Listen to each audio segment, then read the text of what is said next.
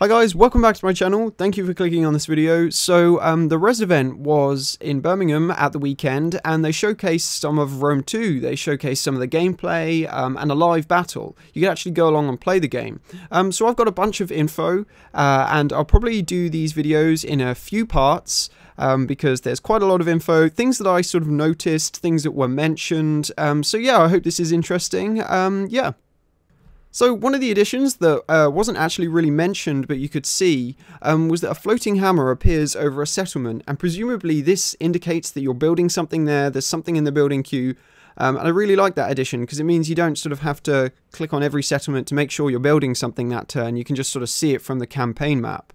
They showed off some edicts, which basically, if you own the entire province, you can issue these sort of traits or buffs to the whole region. And some examples were something like Romanized Populace, which gives you some reduced recruitment cost and percentage conversion to Latin culture. You also get things like Stimulate Trade, which give you increased income by trade, and an important one which they mentioned was Endorse Festivities. So this gives you increased wealth generated by the culture, increased public order, and from both entertainment and religion.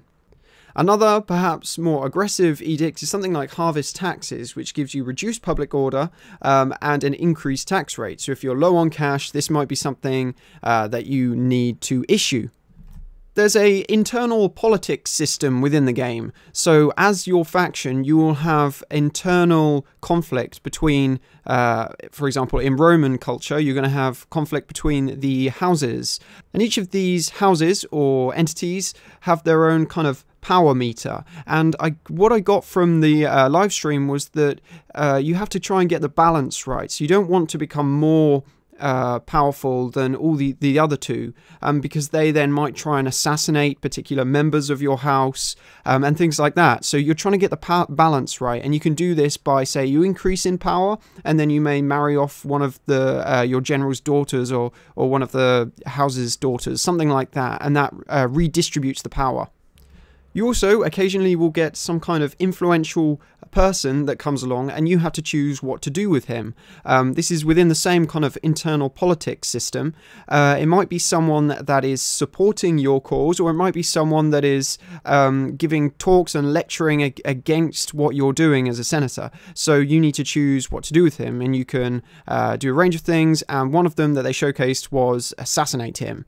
So you actually assassinate him, and they said if it wasn't successful, he may then have doubled his efforts to try go against you. You may then have lost power, and it may be more difficult for you to balance that power out again. So yeah, I'll leave it there for that part, but I'll be making these videos in quick succession, so you won't have to wait too long to watch the next video.